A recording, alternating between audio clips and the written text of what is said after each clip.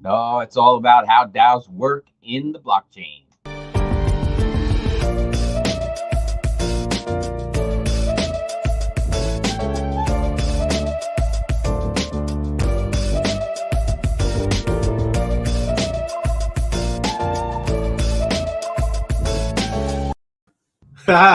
Oh, it is. It is. We got different. Yeah. Yes, I got to tell everybody, Tim. It was. I like it. It's beautiful. Showing it off. We're showing got it, man. Getting better every day. That's right. That's right. Happy Friday. That's right. Happy Friday. Absolutely. Yes. Happy Friday. Happy hour. Happy Friday. It's good stuff. Let's go. Craig in the house. Bunch of people already here. Oh yeah. Let's buzz and go. The DAO is awesome. Oh yeah. Yeah, some very excited people already showing up. I am pumped, man.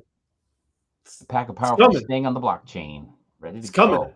It is buzzing blockchain DAO. I love it. There's a lot of buzz in the hive and all over the internet. It's funny because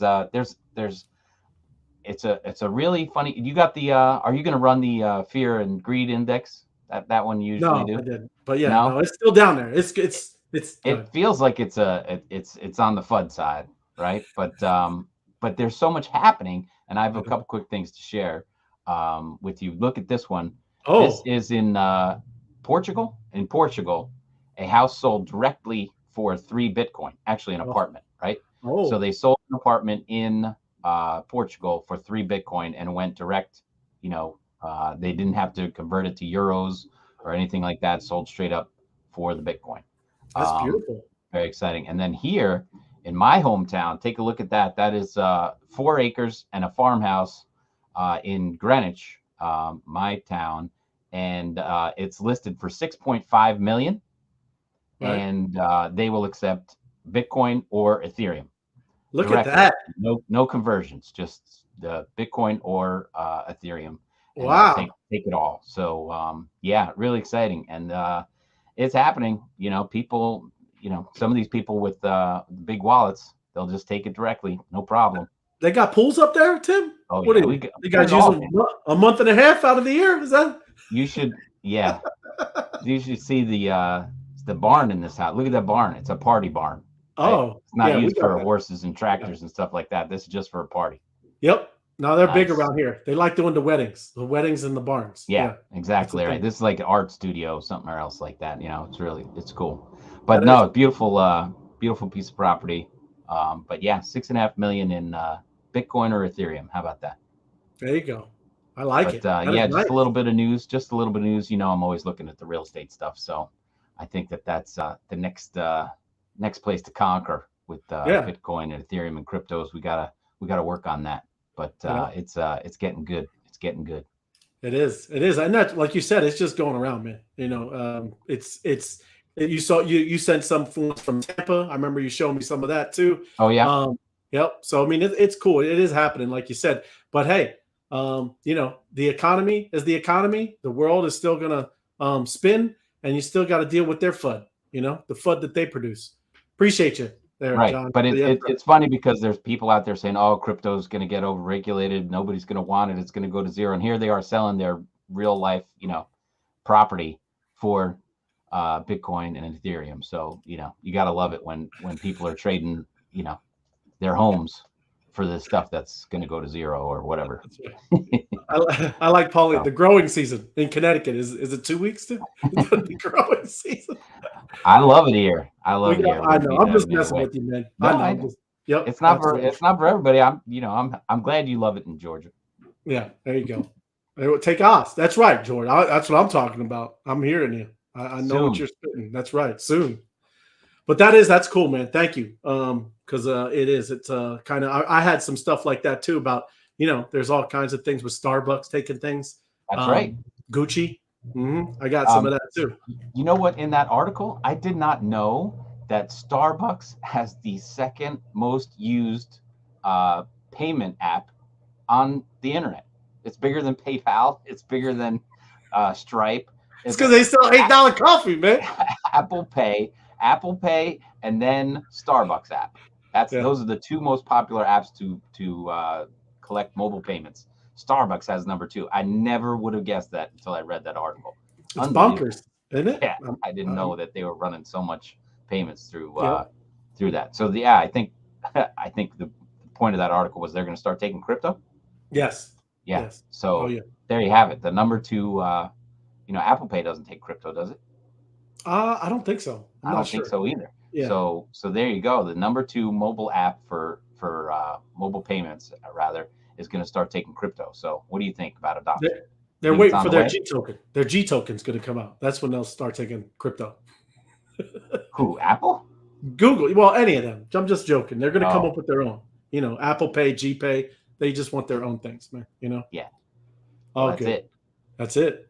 All but today, Tim, I wanted to talk about, I know obviously we've been talking about DAOs, but DAOs and Web3, you've been hearing it even too. We were saying in those spaces in Twitter. But I want to go in a little further because it's again, I hear a lot of times when I talk to people, and that, especially if that's been with us or even new and been with us, they're always like, why'd you guys it seems like you got distracted and did this and that. And I want to wrap it all in because this literally, the DAO, literally is how you own your value inside Web3. It's literally how it happens, right? So I just like I like talking about that stuff, and I took my time, Tim, went and did a nice going through it now for everybody here, but did a little presentation. Spoiler alert.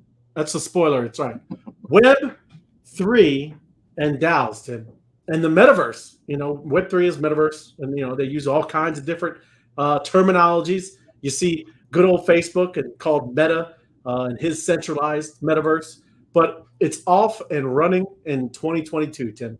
And I'm pumped because it's gonna be a cool place, cool ride, man. Because we are right there at ground zero. And 2021, right? I know that's last year, but it will go down in history as the year of the NFT. And it's the reason, Tim. It's kind of even too like when we launched, Tim, our NFTs. What day? I think I remember it was New Year's Eve. New Year's Eve of 2021.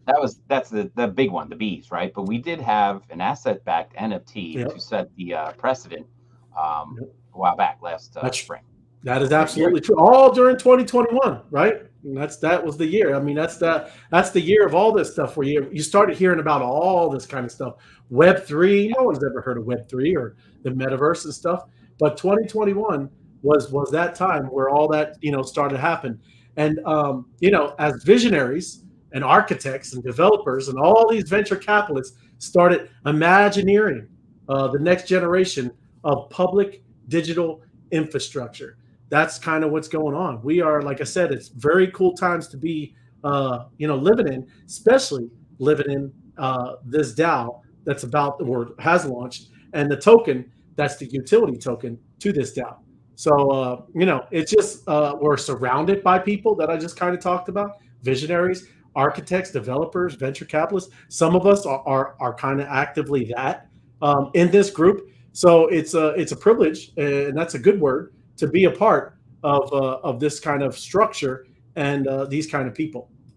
But hey, quick one here. Thomas is asking, can you do a show on how the metaverse is different from the multiverse? Oh. I can. Marvel movie out today, Doctor Strange. I think that's you want to go see that for $7. You get the education on the multiverse. That's the one you want to go see. We'll talk about the metaverse, and then you can come back with a review of the multiverse, Tom, and then we'll go over the metaverse. Well, I like them both because I do know the multiverse. It's scientifically, it's a theory, right? I like it. It's science stuff, so I'm into that too. But yeah, very different from the metaverse because we're about to. We're already starting to be in it. You see some of these games, and like I said, I'm going to go into that. This decentralized world, and that's a beautiful thing. And I know that says Bitcoin, and here is our good old Ethereum. DAOs, decentralized autonomous organizations, and dApps, decentralized applications. They're driven by these cryptocurrencies, have paved the road to this decentralized world for the next generation of this Web3 metaverse. So that's all part of what's going on. As any new era of technology begins its evolutionary life cycle, the expectations of drama and often controversy, Tim, often reveal themselves. So we know what we're talking about is at the beginning of 2022. We've been having FUD all last year, Tim.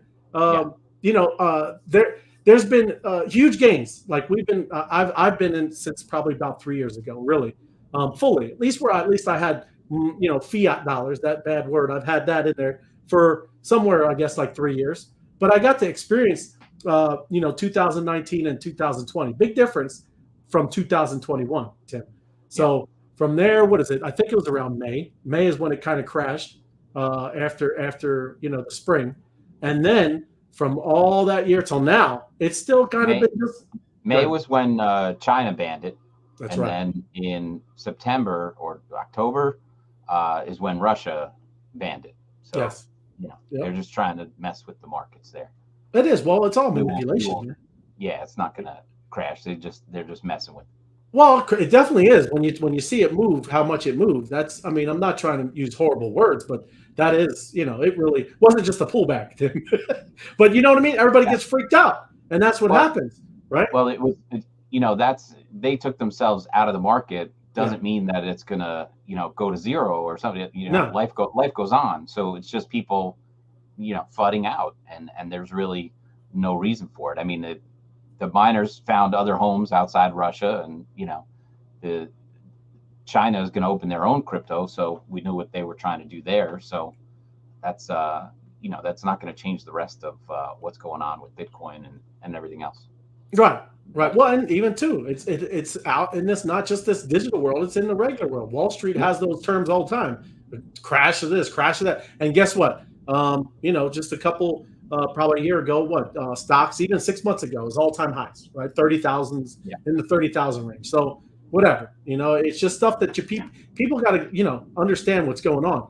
But all of it, Tim, from Bitcoin to Ethereum, altcoins, they gave up large 2021 gains, people can say due to inflation, like you said, or China, also regulatory headwinds.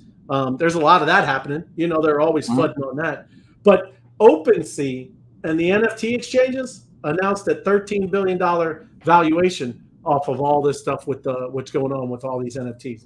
So, it is kind of cool. Again, just understand, started in DeFi, learned about NFTs, and now you combine them, and now you see a DAO. That's kind of a combination because, again, DAOs are what operate inside of Web3, so we can all own our own value. So it's, like I said, it's very, very interesting. Once people really start digging in and reading, and that's why we try to go over these things, then hopefully some of these buzzwords, hopefully, you'll take them and you go do a little deep dive, because it's all about doing your own research. Alicia says now we can have Elon Musk and he can pump the crypto markets every day for us on Twitter. That's right. He can. I mean, that's absolutely. What is that? Somebody, I think, and I'm going to go in, I think I got the news story, but Binance are offering to help him with the funding. Yes. Right? Good for him. He's got a lot of investors in that. He didn't just stroke his own check. He's a smart dude. He do that with other people's money. But I'm sure he'll do well. Yeah, I'm sure he will. I'm not worried about him. Don't cry. Don't cry for Eli. Elon, not Eli. But new trends are shaping the business of Web3, and DAOs look to be like the cornerstone of next generational digital infrastructure and the future of blockchain technologies. This is kind of what these things will be built on, and that means you and I, because we have positions in these DAOs, and we have positions in these DAOs through NFTs. If you can kind of see how it all goes, it's a very beautiful thing. And again, that's why I get so excited and why we keep doing these type of shows, because I want you all to really know this digital city, it really is what we're literally building. And inside, not this physical world, inside this digital city, there's insurmountable, infinite material. It's not like we need real wood to build a house, Right. All you need is the smartest, most innovative, most, brilliant people to come in here and start building, because there's infinite amount of, material, or just like I said, to build. There's no stopping it. So it's very cool. Like I said, well, that's why I've heard the FUD on the metaverse, because um, there's always more land. You know, when you get onto the island in New York City, there's only so far you can go. You get the Hudson River, or the other side, and there's only so much you can develop.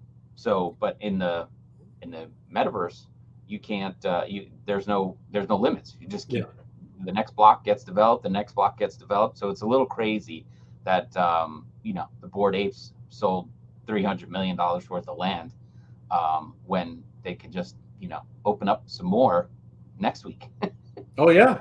But it is exciting. I don't know if $300 million worth of land sold is crazy. But if you look at like any of that sandbox, it's all like, somebody can go and build another land, but maybe not next to them, right? The Bored Apes. That's, again, got to realize that's the attraction. That's what it is, because you're going to be next to them. They're going to attract a lot of attention. So having a little store next to them, kind of a big deal. And I don't care where you put it. A little bit, but then let's say I'll give you two real world examples. You have Las Vegas, which was built in the desert for the reason of okay, let's go out in the desert and have fun, and casinos and everything like this. And then you have Disney, which built in the swamps of Florida, and brought everybody down there to do Disney stuff. And then Universal didn't open until decades later, right? Right. Yep. Down the street, or ways down the street. But that's the thing. There's limited space on Earth, but in the metaverse, it's anywhere. Yep. So when the bees go staking their claim inside there, people are going to want to be next to us. Mm-hmm. That's right, because they know that we're this huge beacon, this light. So it's good, man. For over a decade, this term right here, Tim, and this is usually where I first kind of tell people to start out with the blockchain. It's synonymous with Bitcoin, the infrastructure, and Bitcoin, the cryptocurrency. That's kind of what everybody understands. That is the foundational technology of why Bitcoin exists. It's the most popular cryptocurrency by far. Everybody knows when you hear say Bitcoin. Even people that are not in crypto, they know that. But Satoshi's branding genius should be recognized alongside his mathematical and technological genius, because that's kind of crazy how that started, and just how it took a good 10 years for that to really start, like a freight train. And now it is that is kind of the leading the way, where all these banks, there's no stopping the genie out of the bottle now, Tim. It's kind of bonkers, right?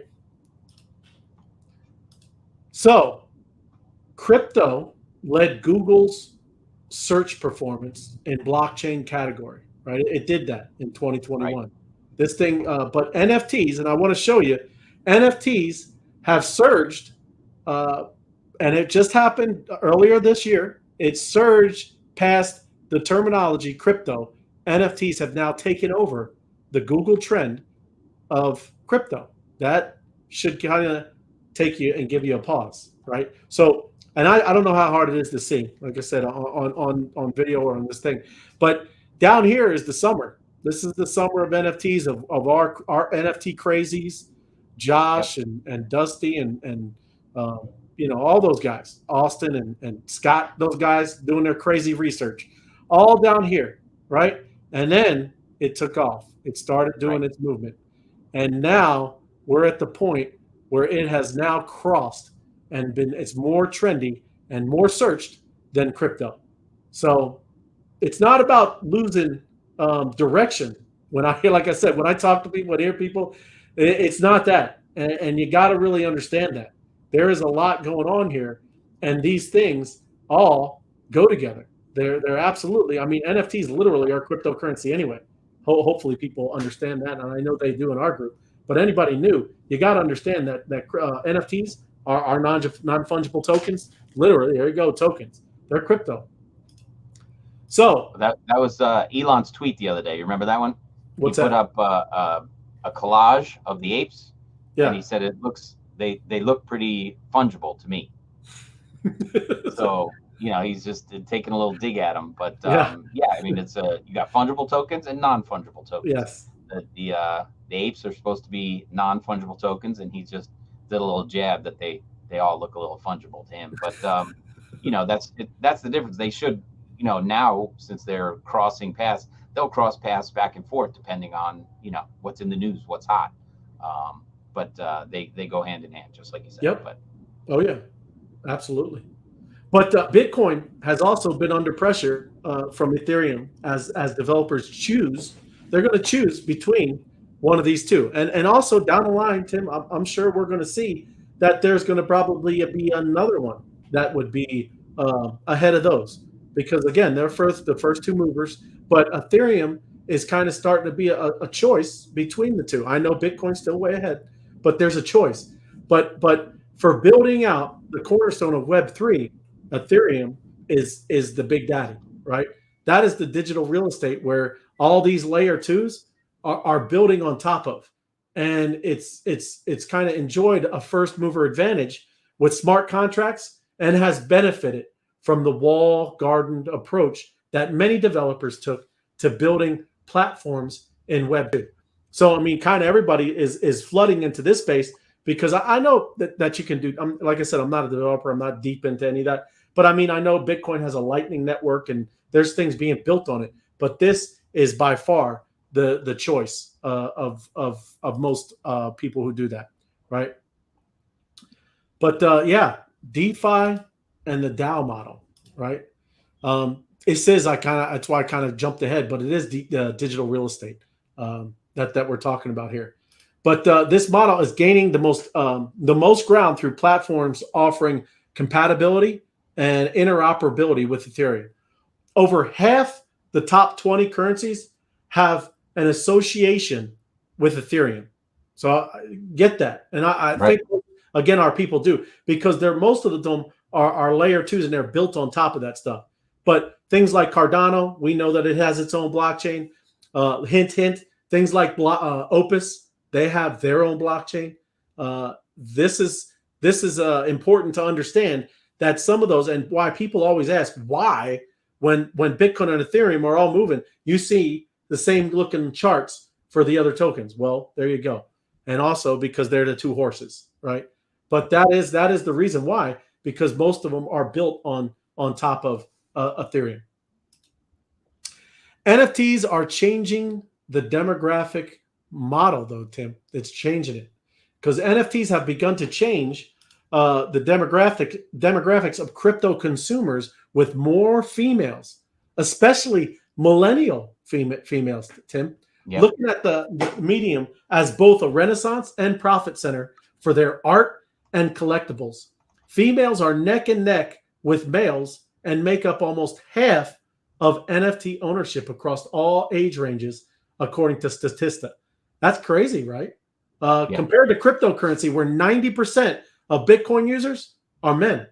So that's a huge demographic shift, and awesome, because we know, like, we got Wings of Wisdom, we got the women of crypto. There's all kinds of women in our group, super intelligent, very much go-getters, and staking out their own place and doing their own thing. So that is very cool. And again, that's something very different, especially when you're talking about technology. It's not that women are not, they're brilliant. It's just that sometimes technology isn't even in there. They don't even like it. I try to talk to my wife. She's like, I don't care about that stuff. But that's just because we're all, we're built differently. But that is cool. And you can see it just in general. Like, obviously, art, that is definitely something that's attractive to women. So there's all kinds of reasons why these NFTs are causing this adoption. Because again, we know, because like I said, we've seen it. We've had our own cryptocurrencies, but look at the bees. Now we can go talk about them in a different way. And we kind of say that a lot in many ways, because you could talk about the attributes, talk about those Superman bees, but it's just neat, right? Absolutely. Let me see. But here. we have women stepping up inside our group with the Women of Crypto, the Wings of Wisdom, all that kind of stuff. I mean, we have great groups of women that are very into it. So it's exciting to watch. Yeah, Honey Radio, they do all kinds of awesome spaces. I mean, and even too, all the other women that are not in our ecosystem. There's a ton of women led projects, and that is incredible to see. That's a great thing. You know what I mean? So I'm pumped for that too. But this from grocery stores, this is just talking about eliminating the barriers, man. But from grocery stores to traditional distribution channels, or better understanding that could be a catalyst that links the masses to NFTs. Mobile telcos and telecommunications, for example, are leading the way by distributing NFTs directly from their decks, right? Telcos around the world have the advantage of their platform, having their platform in the hands of most people. One of the things that our tokenomics of the token and the NFTs is 10% goes to getting phones in people's hands. Again, huge thing. That's because we're going to start using these phones to kind of just all this mobile payment is really, really going to come into focus. And that is a cool thing because, it's a must. It needs to happen. Well, we mentioned the mobile payments and Starbucks having the #2 mobile app for payments. Now going to be starting to take crypto. That's amazing. But we have been ending each show where you can mine your own OS, that crypto, in your Opus ID wallet. So I mean, it's coming, and that's just warming up, priming the pump on that app. So we've been working on that for a while ourselves. Yeah, 100%, absolutely. But this GFTX, a West Coast based emerging NFT exchange, has launched their load to phone number. It's launched in Thailand with the leading telco, True Mobile. It serves over 60 million subscribers through a simple login using the consumer's phone. New subscribers can unlock NFTs and begin their journey into that digital universe and those digital assets and metaverse stuff. So what's notable here is there's no need for subscribers to understand the complexity of blockchain or crypto to get started. Load to number is frictionless, easy to use with zero barriers to entry. You're going to see plenty of that when you start seeing companies doing things like that. We know of another one, Tim, right? That's going to use that same one where there's no barriers to entry, and you just might need a picture. It's very cool. So it's exciting when we can kind of start seeing all of this come into focus because we've been at it for 2 years, and sometimes again it seems like you're doing all kinds of different things. But this other guy, Jonas Hudson, the co-founder of GFTX, he said the ability to deliver NFTs or enable NFT trading, it shouldn't be rocket science. That shouldn't be that difficult. There are over 10 steps for a user, and we know because that's what we do. We kind of help people on board. But there's like 10, maybe 12 steps for anybody to get in. And I know us really just thinking, oh, no, it's Coinbase and MetaMask. But those are steps. I mean, you literally got to go and set it up, do your driver's license. Then you got to wait for them to approve you. There are a lot of steps, everybody. And that is not user friendly. So it's more Web 2 than Web 3 that this difficulty. It's Web 2 kind of people slipping up and tripping up in there. But generally, mainstream consumers do not like to give out personal information. I'm one of them. I don't. Yeah. I go to things like Top Golf, and I don't even want to give out my phone number, and I'm trying to set up and play a game. But I don't like that either. So it's essential to grease the wheels to make every consumer's maiden journey simple, fast, and exciting. And again, that's another thing that we are going to. The Bs, our DAO is all about helping these corporations, these companies, these other Web 3 projects, these other crypto NFT projects, help them with their communities and help that make it an easy transition for their people from Web 2 to Web 3. So again, it's kind of a heavier lift. There are some things, obviously you're starting to see some applications and tools come out that help you with that, but it's still not there. It's still not there. But intellectual property in Web 3.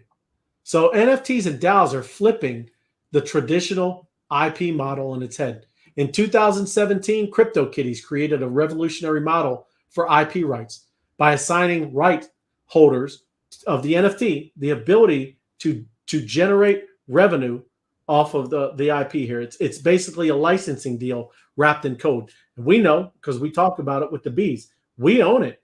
That's one part of actually with the bee. You own that NFT, and you can go. I've seen cool projects putting that label on for honey. We got our own honey jars, and they're selling that kind of stuff. Tim, you got the shirts that you're doing. We got a lot of people that do merch. NFT dog tags, they do their thing. We're putting them on dog tags. So it's happening in our group already, but this was one of the first to kind of do that. CryptoKitties, they allowed licensing to enable the transfer of use of the art associated with the kitty creation, to the users. So it's kind of cool. The Bored Apes do that too, but commercial rights, it can be expensive if you didn't have that. So that is something that people don't even understand yet, right? Even maybe in our group, that value that they can go out and do something with that, Absolutely. Yep. That's a lot of potential right there. You get a group that takes off, and those rights can be worth a lot. And it by association, if someone inside your group makes a great deal with a big company or something like that, then your NFT becomes valuable, which is just great to be in that group. That's why we should all be cheering each other on and pumped, right? And pumped when we all start making these deals and want to help in any way we can. If there are projects coming in, whoever brings them in, right?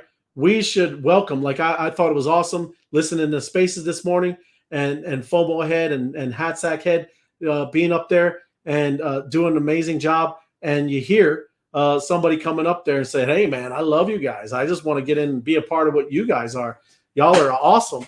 And the guy just goes off and buys a bee. That's exactly what you're talking about. That's what you want. So hats off to them. I want to see, and it's been happening in the Spaces anyways. It's good stuff. But this is your favorite, Tim, I know. But it's contrary to the Disney model, Tim, where Disney is a centralized corporation and they own all the IP verticals and licenses and distributes it, and they protect it like a roaring lion, Tim. You go even just put anything Disney up, and their lawyers are going to contact. And listen, that's cool. I understand that too.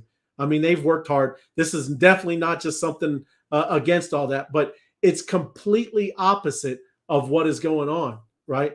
And that is really neat. So for example, the Bored Apes doesn't brew beer, so they let their owners of the ape use branding to create a product, because now there's a beer product that has the ape on it. So they're not all the ones doing it, but there's individuals in that group that do, and now they can take that brand and one off it. Seeing stuff with Adidas and now in sneakers. It's incredible what's coming, and this is just the tip of the iceberg. It's crazy of when we're trying to explain to everybody of how you're really going to own your rights. It's just neat. There's an issue with rights beyond art and entertainment, and that deals with ownership issues related to medical records, legal documents, and other IP moved from wallet to wallet. An NFT or DAO can manage those type of rule sets. So there's other things when you start getting, again, a lot of our group is very educated in this, but you start going down that path, there's so much more to what NFTs can do. But this part of NFTs, it allows you to own your value, and you can see it with artists, you can see it with musicians, and now you can see it with creative people. And I want anybody to know that has the Bees NFT, you are creative because you saw this, you saw what's going on, and now you could take any idea and you are with a group that can execute that idea and make it happen. So, it is, the sky's the limit. And the more of us that do that, the better, because again, just like with Tim, we were saying, anything that comes in here and adds value is going to be a benefit to the group. It's just going to increase more and more and more of our value. So kind of that's all I had there. And you know, like I said, it's exciting times, man. Exciting times to live in, and just crazy, bro. Oh, you're muted, Tim. You're muted. There we go. I'm gonna give a shout out right here to Senior Axie. I think that's the guy. That's him. Morning, he put his B up as his Twitter profile. So everybody get out there and follow him. I'm gonna put his. I'm gonna give him. El Papi. I'm gonna put his name in the comments here so we can get him some love from the B crowd and everybody that's out here. There it is. So go follow him. Tell him you're glad to see he's a B. Yep. Give him buzz. And that's it. Tell him buzz. What's up? Yeah, man. But no, that's great stuff. All good stuff. Yeah, man. Happy Friday, Ray. Happy Friday to you. What else we got going this weekend? Mother's Day. Mother's Day. Good time to be loving on the moms. That's right. Might be you know, might need to obviously spend some time, you know, so might be light on the meetings in real life. Yeah, in real life, IRL with the moms. So if some of the meetings a little light meetings this weekend, you know. All right, sounds good. That's about it. So the only change is here is the link to the YouTube, and I'm going to put that again inside the comments so that people can do it. We're going to, instead of you know, playing it at the end and playing it out and everybody dropping off, I'm just going to give you the link to that so that you can watch that yourself. And of course, we're going to update all those QR codes very soon so that you can go to there directly. But thank you, everybody, for watching. Please like, share, and subscribe. Yes, sir. And tell a friend about what's going on with the bees. But there's the link to the YouTube, so you can go mine your OS, open up your Opus ID wallet, and get after it, earning those OS. Little more than upgrading to different codes. There's going to be a little more. Going to be a little more than QR codes there. All right, we don't need that much alpha on a Friday evening. That's not alpha. It's going to be more than QR codes. That's nice. That's good. Good stuff. It's all good. All right, buddy. Thank you very much, everybody, for watching. Really a pleasure. We'll be back. Well, there'll be more shows and everything like that. If you want to know the calendar, go to besocialtv.com. And look for the calendar button, and you can see everything that's going on and some big things happening starting Monday. So check it all out. Right on. All right, Ray? Yep. Have a great weekend, Tim. Appreciate you, man. Thank you, everybody. Here we go with the new exit.